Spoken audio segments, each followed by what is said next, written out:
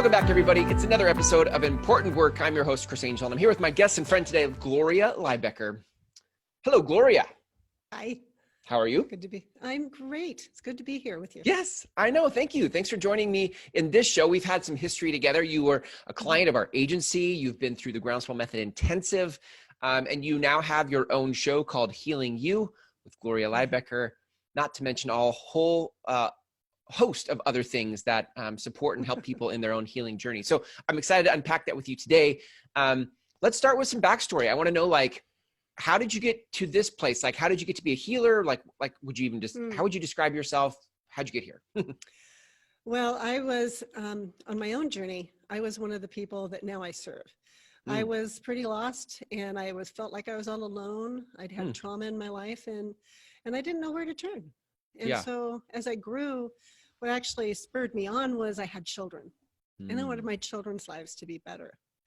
And so that was a real great motivator. I found out I had a mama bear inside of me that was just not going to quit, that she was going to find her way.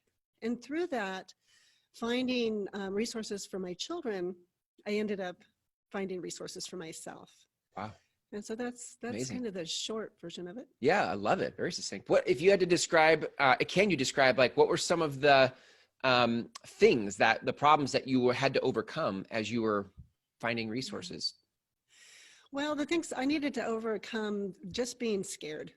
I was scared of life. I didn't trust people, thought everyone was just out to get something, to take advantage of me. And that's a pretty narrow vision of life. And so I needed to find some solid ground that I could stand on. So I needed to really unpack my own belief system. So that I could have my belief system instead of the beliefs that we can get imprinted on us through our journey. Yep. That is so common. So common, I think, for people to, I think it manifests differently for everybody. How somebody shows up as scared or how somebody shows up as not trusting other people shows up differently. But I think that's very common, especially in this day and age where everybody's been sold to, people have been taken advantage of, that we're just very guarded. At least I've been. I know I've been. Sounds like you were. Yes, definitely. I don't think that's common. Got it. So there's all sorts of healing journeys or paths you could take. What did you gravitate to? What did you find was helpful for you? Well, what I found was most helpful was to really slow down and drop into my own body, into my own spirit. So for me, it's a very spiritual path. Yeah. And a lot of the different, organized religions out there, there'd be something that wasn't quite matching for me. Right. And so it's been a journey just learning how to trust my own inner knowing. Yeah. And using that as my guiding light to find where I could turn. Yeah. And you have, I don't want to say this, you have some tools, you have some processes, you have some partners in the form of horses, but you have different ways to help people get there. Yes? Yeah. Well, it's about being relational. So first I needed to find a way to become kind to myself. I needed to learn how to even like me. And through that process, which my horses were very key players for me, I could then slow down and actually remember who I really am and what do I really value. And so being able to tune into people and create an environment that feels safe, where people can actually show up and talk and not worry about what they're going to say. They get to just have a conversation. Yeah. Right there, that's where then healing can happen, is in the relationship that feels safe. I've been chewing on this question lately. It's common for people to ask in a coaching context, what do you want? What are your values? What do you want? And that question, for some odd reason, is so abstract to me. It's a hard one to answer. It's what do I want? What do I want? I don't know what I want. Beyond the obvious things it'd be great to have this kind of dinner or this kind of house or this kind of car. There's something more existential that seems hard to access. Do you know what I mean? Well, it's the divine energy of life itself, perhaps. Right. And how do you put that in a word? Right. Yeah. But it also sounds like that's part of the process of you when you sink into your body and you're able to actually identify some values you're actually getting at. You're starting to touch on the those things will point you towards what you want. Right. Well, it's my belief that everyone has all of their own answers that they need within them. Mm-hmm. And yet we're in a culture that is so busy and Mm-hmm. so dominant even, it's the, battle of the fittest, and I'm going to be the fittest. And so there's not room Right. for you. So it's more competitive even. And so the method I use is collaboration. There's more than enough for everyone. Mm. And so it's not a battle of the wits. It's when we can slow down and really stay present, use our body's wisdom, then we have all access to all of our own resources, which to me, again, is that divine energy that all of our world's created from. How when you were looking at your values and finding those, how did they show up for you? Was it like a knowing? Was it things that you did that you noticed you enjoyed and you made an observation? Like, how did you perceive your values?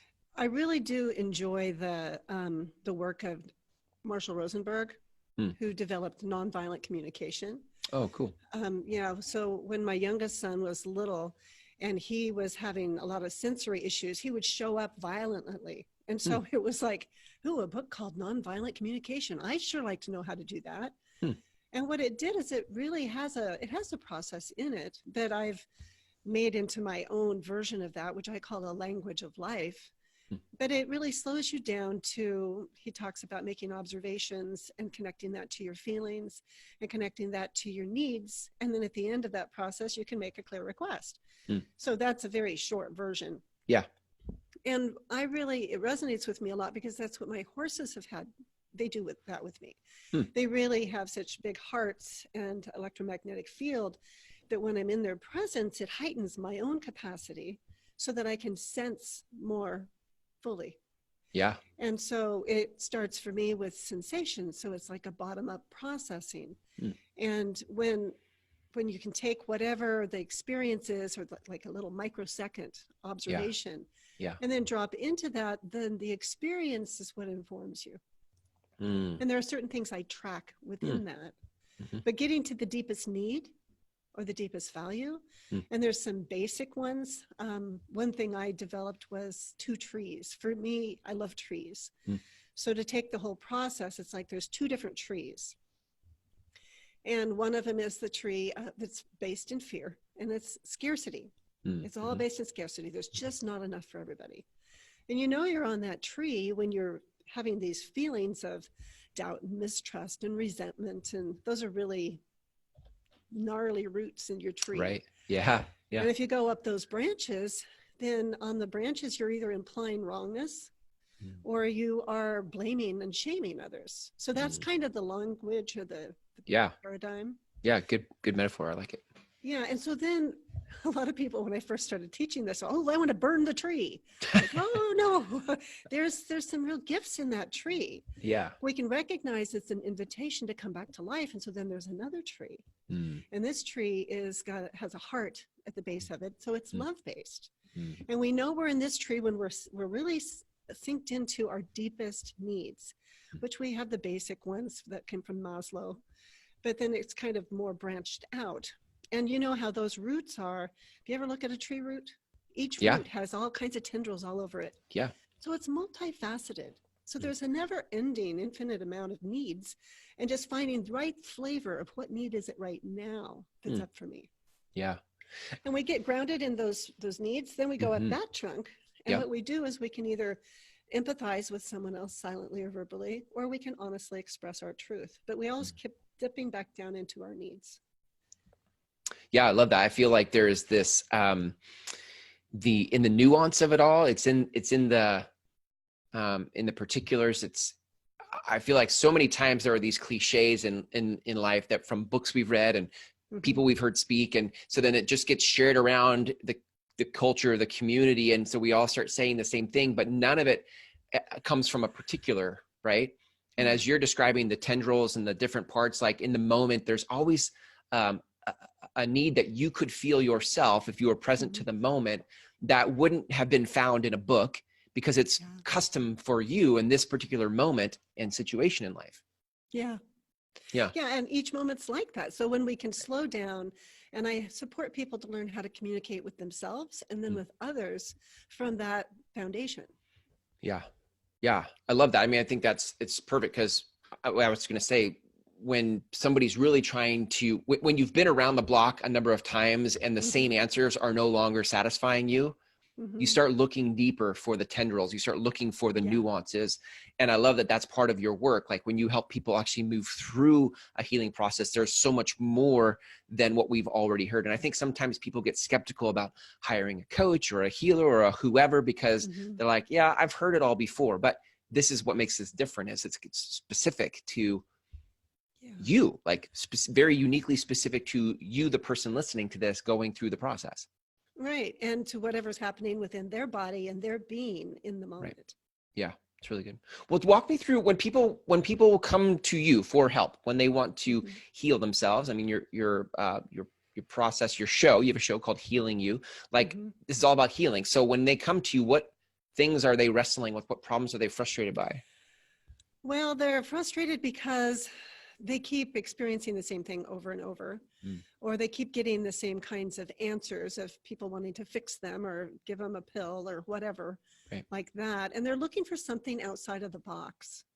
Hmm. They're looking for somebody to actually hear them and hear their pain rather than trying to tell them a strategy to fix their pain. Right. Is the pain usually around um like life purpose? Is it around relationships? Like, what are some of the common Yeah, well, pains? it's common. There's I started out really working with focusing on parents because Mm, parents are really wanting to support their children, and yeah. their children were showing up different, and their own life experience as a child wasn't helping inform them on how to do it differently. Mm, And so what it ended up being is actually kind of reparenting the parent mm, for the parent to have a new experience that now they have something different they can offer the child. yeah. So a lot of people are actually coming because they're looking for secure attachment and they Hmm. haven't found it in their life. Hmm. They're looking for, Secure attachment. yeah. What does that Well, there's mean? attachment theory. Yeah. And so when we're first born or even in utero, our experience starts to inform how we're going to be shaped. Hmm. Our nervous system and we all have different circuits of attachment and Right. motivation within us. Yeah. And they get shaped and formed by our experience. Hmm. So even by 2 days old, an infant is already kind of filtering what facial expressions are going to be accepted and not accepted. Hmm. And by Wow. 4 months old, they've actually turned off some of their circuits that just are not allowed in this culture that they've been born into. Yeah. Interesting. And so at the base of what I'm doing, a lot of it is that kind of fine-tuned, nuanced work. Hmm. Wow. Um, yeah. Wow. I was born 4 or 5 weeks premature, Mm.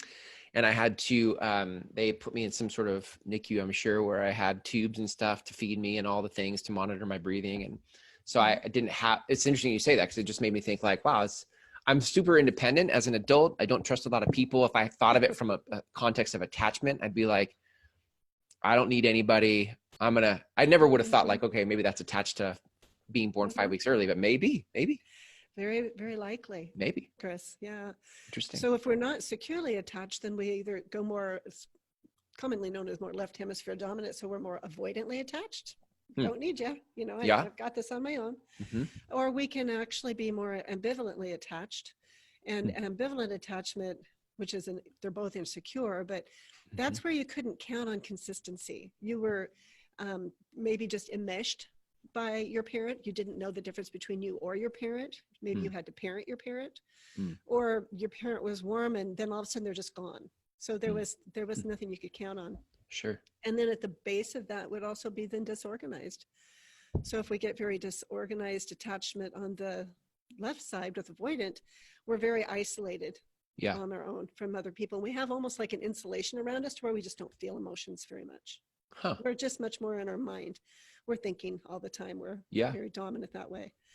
Hmm. And on the other side, then we're kind of like just codependent. Got it. We're Yeah. always looking for somebody to save us, but we're dropping our own needs to always be there for everybody else. Huh. So there's quite a wide spectrum, Yeah. and we can carry all the different forms of that in us. But as we Right. get to know ourselves better, all of a sudden we start making more sense. Wow.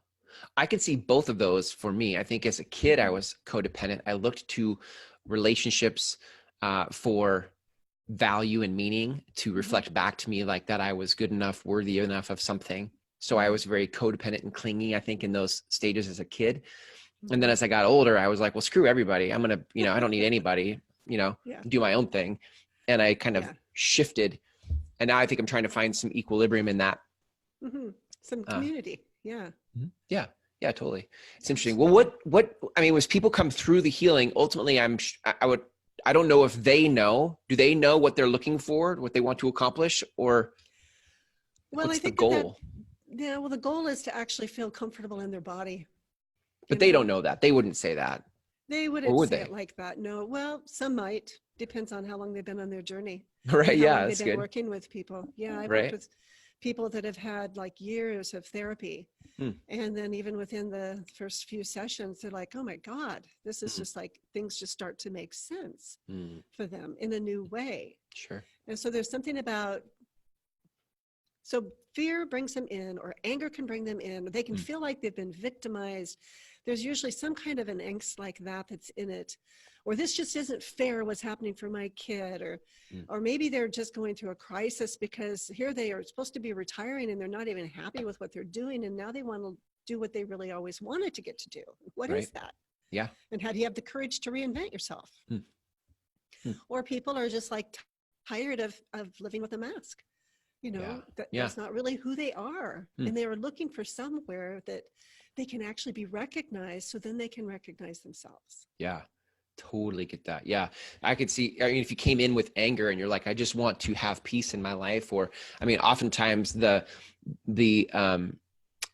opposite of what you're experiencing becomes the goal. Like I'm so angry. And if I'm present enough to realize that, I'm like, what I really want is peace. So I can totally see how Mm-hmm. those two kind of create, maybe those are the two trees. I don't know. Is that the two trees again? Now we're back to like, It you is know, kind of, it does do that. So we get in those really intense feelings where we're judging either ourselves or others. right. Then we're in that tree of scarcity. There's just not enough. Right. And when we Yeah. can slow down, we can come back into having that wider view and being more Hmm. open to life. Hmm. I like that. I like the connection of the tree there. That works for me. Yeah. So uh, obviously it takes some paradigm shifts to get Yeah. there. Mm-hmm. And other, every coach has their own perspective on that. But what have you seen are the paradigm shifts that are required for people to actually get to the positive tree, the heart Well, tree? slowing down to notice what we're telling ourselves, Mm. to even start to notice. I remember when I Yeah. was doing mediation with an adult who had his parents that wanted to come in and to mend the fences. Mm. And the father, the older gentleman, he was shocked when I introduced the trees, because he's like, you mean other people have voices in their head? Hmm. All of his life, he thought he was kind of crazy and nobody else had this going on for them. Wow. And so when you think about the innocence of that, Mm-hmm. the innocence of that being not being accompanied, to know that that was normal, that's part of the human experience. Mm. But when we can listen to what we tell ourselves, that lets us start to see what we really do believe. Yeah. And it can link us into our sacred values. Right. And that's can really be an unpacking for some folks, because they haven't even stopped to think about their values. Yeah, I can hear all sorts of unpacking, like as succinctly and beautifully as you're saying it. I can tell there's so many layers beneath the surface of that, right? Like to notice what you're saying to yourself, and then as I notice it, like, what do I do with it? What does it mean? Like, just Do I beat myself up for saying that? right. Such a loser. Why did I say that? Yes, exactly. Right. I'm so stupid. So stupid. Yeah, totally. So I start noticing. So the paradigm shift is to start noticing. That's one paradigm shift. And as I start noticing, like, how do I take action on that in the world so that I actually get to the heart shaped tree? Like, how do I start? What do I do with that? Well, what I coach is for people, and many people don't have access to their body. They're just like walking heads. They literally cannot feel their body. That's great. I can relate to that. Yeah. So it's a process of letting that be okay, and actually expanding that out to there's many ways to receive energy and information flow in our world. Hmm. And so meeting them right where they are and then building on that. Yeah. So they find their path, because there's not a right or wrong way. Mm. And that's right there, a different paradigm too. Yeah. Right. that we Totally. can be out in that field beyond right and wrong where Rumi lives. Yeah. Love And Rumi. yeah. And so when we can slow down and start to notice how do we receive information and how can we begin to become our own compassionate observer. Hmm. So those are skill sets that we begin to learn how to even start to communicate inside with myself. Right. Because until I'm able to have that experience, I really don't have something different to offer you. Got it. Yeah. So good. So good. So good. Well, what, I mean, I know that you do this kind of work with people. Like what are Mhm. some of the steps you walk people through to unlock these parts of themselves? Like, do they So just sit down in a chair and tell you how it all started when they were premature baby, or, or do they come out and meet with a horse and stand in front of a horse who tells them all sorts of wisdom things? Like, what happens? all of the above, all of the Okay. above. Okay. Yes. So it can begin, actually, people can schedule to have a free 30-minute consultation where we have a conversation so I can start to tune in to hear what their heart's desire is, because Yeah. it's about that and making sure Mm. that it's a good fit. Yeah. And then I do work virtually with people. I have people all over the world. Hmm. And then I also will meet with people in my private practice. Mm. And generally, it's more seasonal with the horses, but not always. Going out in the middle of the snowfield with a horse is an amazing experience. That's Um, cool.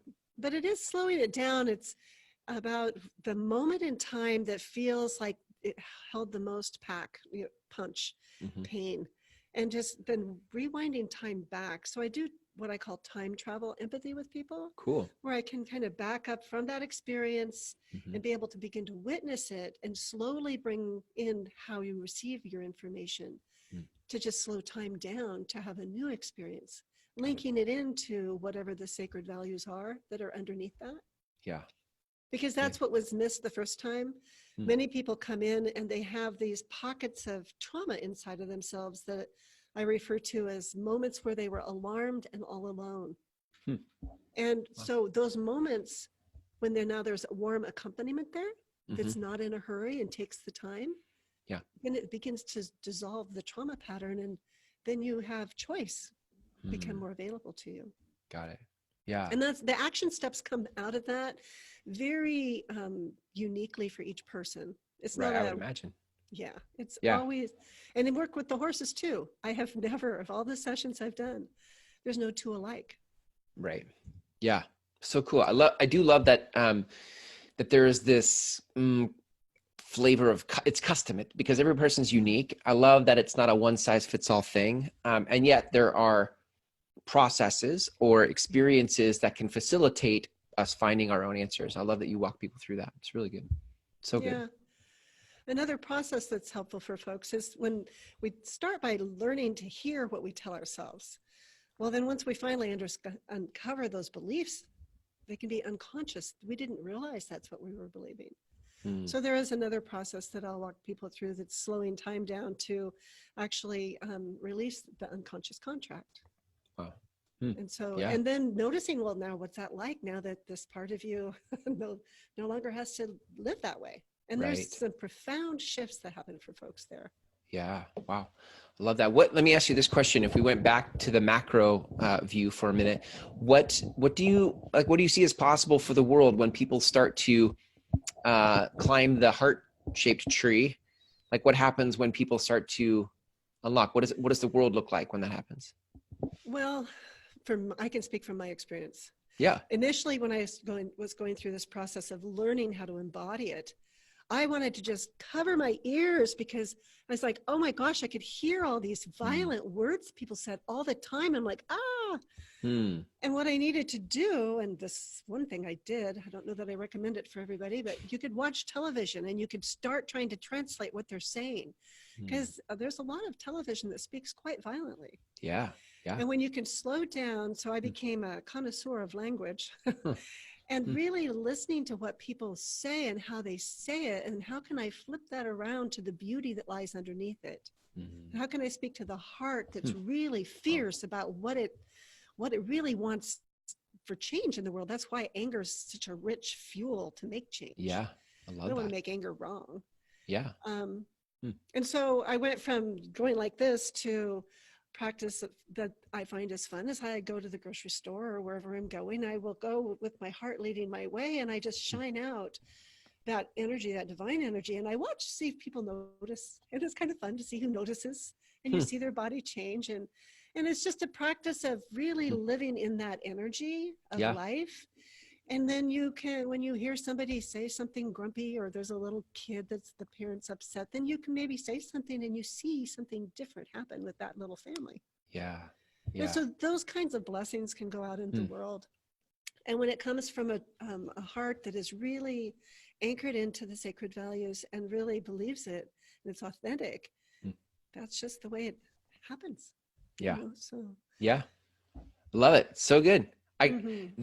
To me, when a world, which I would say a decent portion of the world is still living from its anger and not in a place of constructive, they haven't noticed for themselves what's happening. It's just a pattern that happens. And so their life feels like a prison a lot of times, because definitely they don't know how to affect their mood or their trajectory, their outcome, whatever. They're just stuck inside of the way it is. And so life feels like it's happening to them.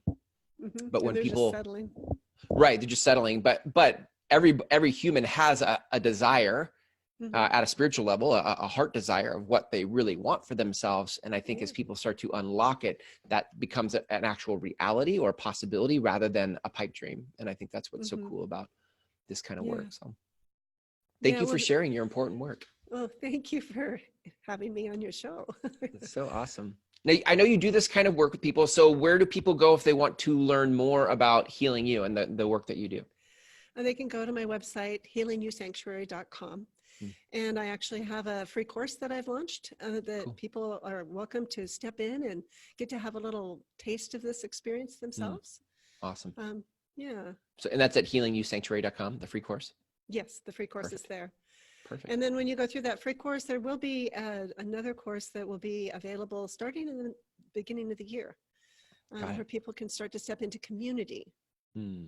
Yeah, because that's a big part of my vision is I can work with only so many individuals.